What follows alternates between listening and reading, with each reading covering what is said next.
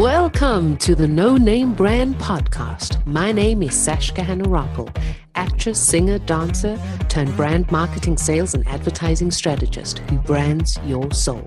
And each week I bring you an inspiring person or message to help you discover your undergod, turn up your leadership notches, challenge the status quo, because you're fast and furious with a powerful message to share with the world. Thank you for taking time out with me today, and without further ado, let's get our creative and wisdom juices flowing. Howdy doody, wondrous visionaries. It's so good to be back with you here today. And if you're a coach of some sort, then today's episode is especially for you. Especially for you. Did you know that corporates are investing more than $130 billion, that is billion, dollars per annum on their human capital? In other words, their employees. $130 billion. Why? Well, that's a good question, and one that we're going to ask our next guest about. You see, she's determined to create a supply for the demand that is currently on the market for professional and personal growth. Now, with many of us, there's a lot of us who are struggling to find ourselves, who work through depression or anxiety, money issues, burnouts. Geez, the list just goes on. And help has never been more readily available, if only limited, random, and maybe segmented. But our next guest wants to change that. Now, much like her favorite animation character, Scrat, you know, the saber-toothed squirrel who relentlessly wants to catch that acorn and eat it? Well, our next guest wants nothing more than to bridge the gap between the demand for professionals who can wholly assist with the personal growth demand and ensure the supply is met through updating human thought ware. Now, in other words, she wants to ensure that whatever acorn you're chasing, that you'll finally catch it and be able to eat it without all the hazards. Now, how she does this and how this is a great episode for you as a coach will all be answered in just a jiffy. But first, let's give her a warm welcome. Here she is, the one and only Katja Kempe. Hello, Katja. Hi, Sashka. It's such a pleasure to be here on your podcast. It's such a pleasure to have you. Thank you so much. It's Katja from Viveka.world. So this beautiful woman, I can see her, you can't, mohaha. She's sitting in Australia, but is also German bred, right? Yes, I'm a bit of everything. I like to call myself a hybrid. Born in Germany, grew up in Australia, moved back and forth. So I've been lucky enough to enjoy an international upbringing. Oh, that is so cool. Yeah, it opens the eyes. It opens the mind as well a little bit, you know, just around so many things and so many solutions, how you can find solutions. Now, prior to your mission to bring more personal development to the world and to have the right mindsets to embrace the opportunities of the future and live a more fulfilling life and ultimately create a better environment for everybody, you were in the legal world. Now tell us about that world and this new world which you've created for yourself, Viveka world. Yes, it's true. Guilty as charged, Your Honor. I was in the legal world. So my career started working for two of the world's largest law firms. I'm very fortunate in the management, but I actually worked on the strategy side and was then COO of one of the firms and worked. It gave me all the skills, I guess, that I have now. And it's like Steve Jobs says, you can only connect the dots hindsight. Never do it the other way around and never know where your future may lead until one day you wake up and go like, oh, this all had to happen for a reason, and I'm here because of all these little steps and avenues that I took at the right time, in the right place. So what do you do as strategy in a law firm? And how has that helped you with Viveka World now? Yeah, it's a really good question. And we always think of law firms as, you know, just a lawyer, one or two, and they're just working on a matter and they don't need a lot of management or they don't need a lot of strategy. But the truth is, the legal industry is one of the largest industries in the world, surprise. And they run like the large ones, they run like any other firm, and the product is a legal matter or is the legal service that they provide. So as a strategy manager, my roles were especially because the industry was consolidating. It was looking at what other firms could we merge with, what alliances do we have, in which industries, which partnerships should we engage in. How is our internal structure? Which practice is running really lean, which practice needs a bit of a boost, where do we have talent gaps, or where do we have cohorts that need more filling? So it was really diverse and interesting. Now, what made you to decide to start Viveka World and switch from the legal world to Viveka World? Was there a gap in between, or how did you build up what you have now? Yeah, so Viveka is really the way that I truly believe I can make the greatest difference in the world. And it's because it's a combination of my skill set and my passion. I know how to run companies. I don't want to run law firms anymore.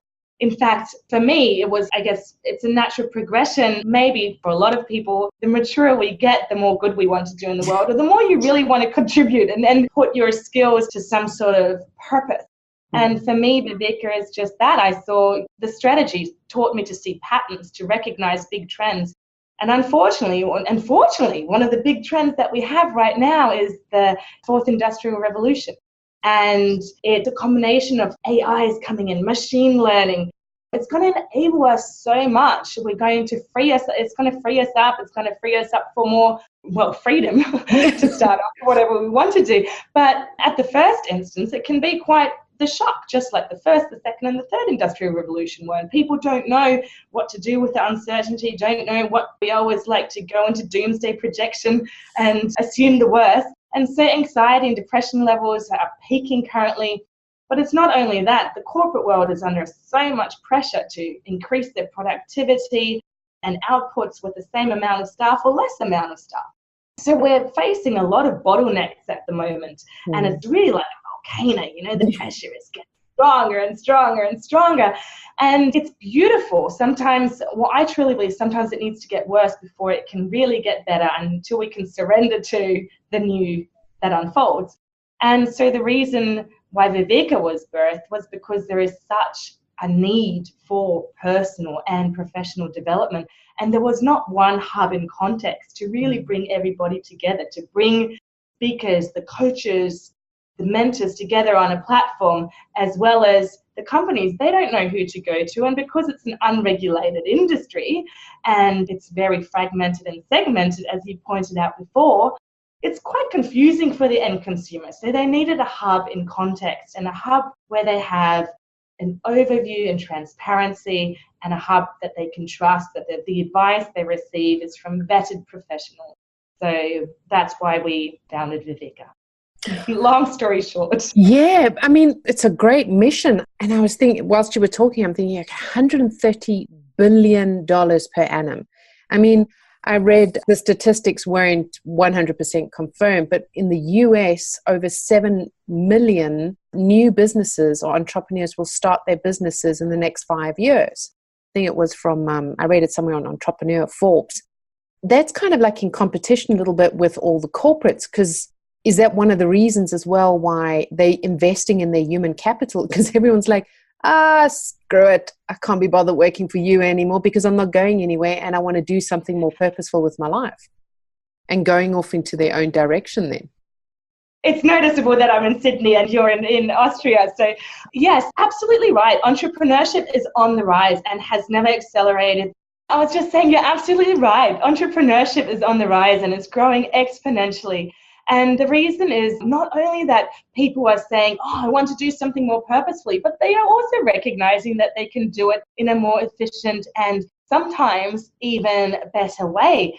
They don't have to, because small entrepreneurs or small companies, they don't have all the bureaucracy, they don't have all that heavy processes that a lot of the big corporates unfortunately have. So they're able to grow and execute in a lot faster manner than the big corporates are. So the corporates' pressure is on them as well, because they see that agile has been a big word since many years, that, we have to be more flexible, we have to be able to adapt, we have to be more agile. But reality is, if you have 1,000 people in a corporation or 10 people in a small company, you won't be able to keep the hamster wheel going as fast as the 10 people can make changes. Yeah. So now, when you're a coach, like listening to this is like, yes, I want to be a part of this. And then just as a coach, you know that there are a gazillion other coaches out there and new ones starting every single day. And some are further along the journey, and others are just starting. And then when they come to Viveka, there's this thing of, oh my God, there are so many. How am I going to stand out? So how should a coach stand out, and how are you helping them to reach the right audience that they know that they can serve? Absolutely. That is such a good question. And unsurprisingly, I get that question quite a lot from coaches that join, because they say, with the marketplace, you have so many coaches on there, currently over 1,000 active coaches with their profiles and listings. How am I going to actually be seen or not overlooked? And how can I stand out? So especially not as established coaches, we always say, so there's two answers just to say, tell you in the beginning to that question. One is how to really make your listing stand out and you personally with your brand. The other is your positioning. So I think it's very important with your positioning, and marketing research shows, and all the big brand specialists that will always tell you, find your niche. Yeah. And it is said over and over and over again. And unfortunately, it's true. And you really do know who is your ideal client avatar. And Sashka, I love to say, I've been writing this in my book, and nobody has your M spot. Nobody has your magic that you have in the world. Nobody has your mission. Nobody has your message. Nobody has your mindset. And nobody will be able to make your money. Those 5 components are your M spot. And it might sound a little bit cliche that nobody has your magic. But reality is, look, we use fingerprint recognition. We use iris recognition. We use voice recognition to secure our houses, our phones, our computers, to keep our best kept secrets. Why? Because it's bulletproof. Nobody has your iris. But we've never flipped that, right? Why is your iris so bulletproof as a security ID measure? Because nobody sees the world that you see. If you look at it from a different perspective, nobody can touch the world that you touch the world, and nobody speaks your message the way you speak it into the world. And that sounds really philosophical, but it's true. And the beauty is, if you know what your message is and who your client and your ideal client is, you will find your customers. You will attract them like a magnet, because they will feel like you are speaking directly to them one-on-one. And another hot tip for all coaches is focus on the results and outcomes that you achieve for your clients. We always want to go into the, Sashka, and this is how I do it, and this is how I'll make you this and this person, this is how I'll make you more money. And it doesn't matter. People actually don't care about the process. They just want the result. They want the weight loss. They want the beautifying. They want more publicity. They want more attraction. They want more money. Whatever it is that they want a relationship. They want love. Whatever it is, you just need to sell them the outcome and then give them what they need to get there. But that's not how you sell yourself and stand out. And another really good way to stand out from the mass is through video. So audio is great, a recording video is even better. If you just focus on print though, it doesn't convert as much. So statistics vary, but on average, it's 65 to 70% of video materials. So the conversion rate is 65 to 70% higher for video material than print material. So if you can support your listing or your website, or describe yourself and your product and what you achieve for your clients in a video, it is so much more relatable and it converts a lot higher. I love video. I mean, there are a lot of people that are very shy in the beginning. And I mean, the great thing about this lovely world that we live in now and all the opportunities that we have in this world now is that video is your own TV show. It's your own broadcast center or podcast or radio or whatever. It's you own it. It's your property. And you can have so much fun with it. I'd love to know, how do you get to be so positive and your outlook and building your brand? How was it in the beginning, or were you always like this? What was the stumbling blocks? How did you find your niche? What happened over there? Oh, wow. Yeah, it was always smooth sailing, Sashka. Oh my God, this is like one of the 1%. No, of course not.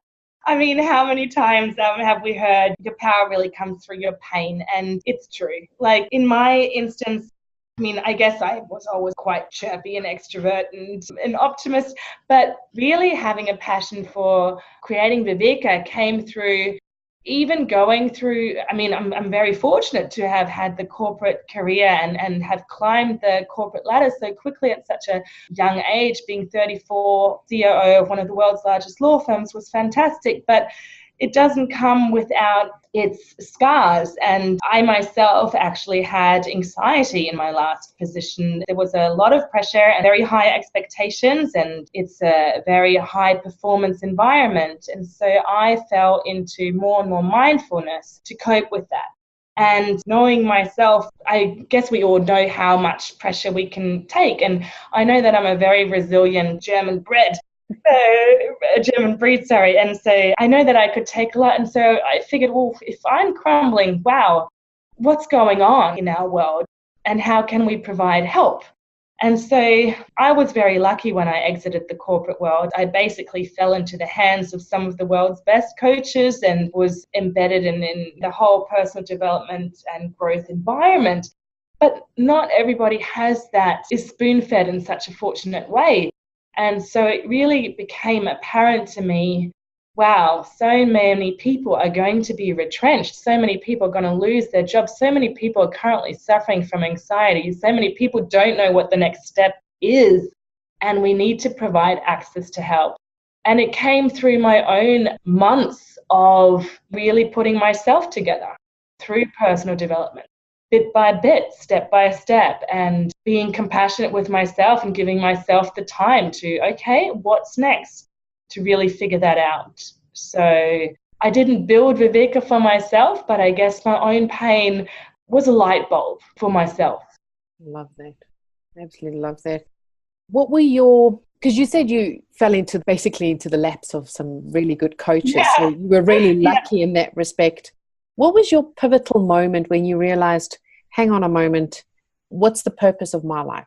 When did that happen? Was it during the anxiety attacks, or where did that happen? It's a very good question, but I couldn't answer it by pinpointing one event. It was a sequence of events.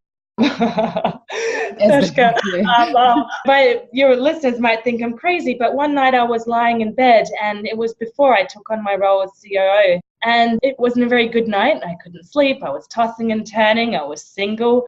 My career was stalled, and I was living in a beautiful city, but I just wasn't happy. And that was the first time when I literally handed over control. I just surrendered.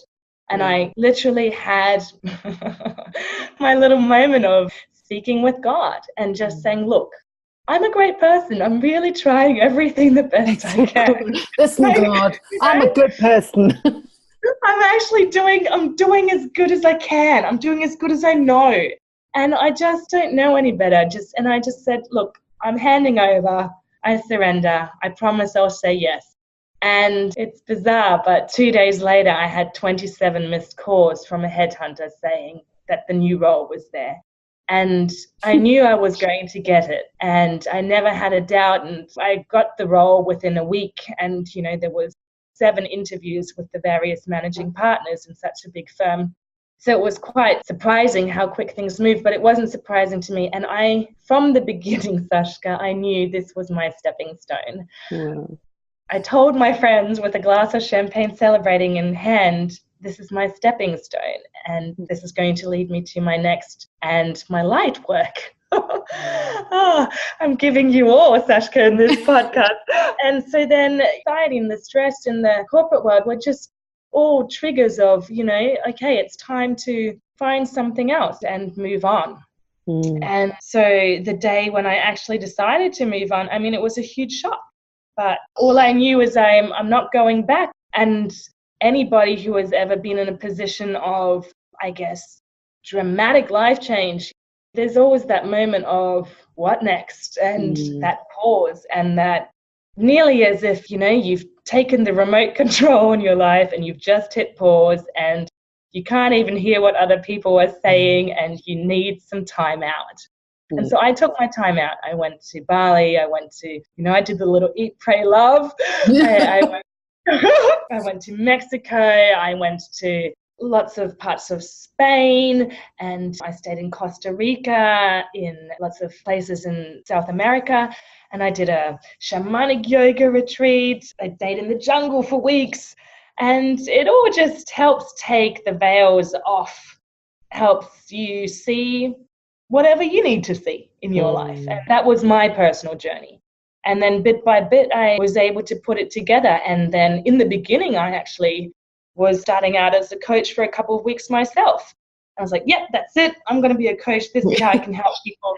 And I realized, oh my goodness, this is a lot harder. And then what's a funnel?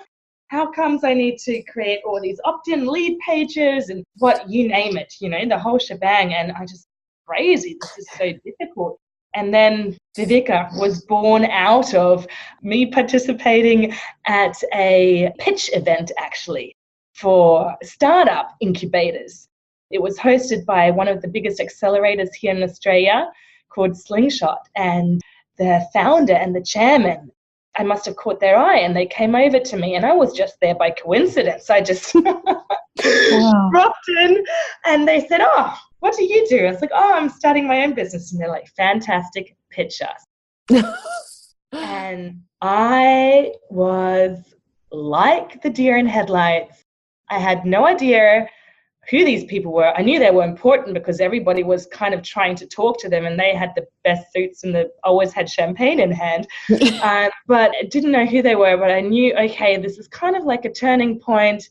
Say something intelligent, and I could not say anything. And luckily, every time I started to talk, we were rudely interrupted by somebody coming in, and it was such a blessing. And so I scrambled for 30 minutes, listened to all the other pitches, and in the end, I knew, oh my God, peer-to-peer needs to be a marketplace. It needs to be a win-win-win. How can I do it? Viveka was born. And I pitched them then and there, and that's how it happened. That is amazing. Because Viveka has 600 coaches listed at the moment, right?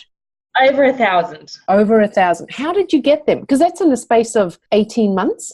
Yes. Yeah. Through a lot of direct marketing. So just obviously, if you're searching for a coach, you can search for that. There's various tools. We used a lot of Sales Navigator, LinkedIn to get in touch with people, direct email campaigns, Facebook Lives. Then a lot of marketing was actually done through LinkedIn. That it really helped us to build the supply side. And on the demand side, so basically getting our end users, the various companies and individuals, our Facebook marketing really helps with the individuals to attract those in the funnels that we've got there.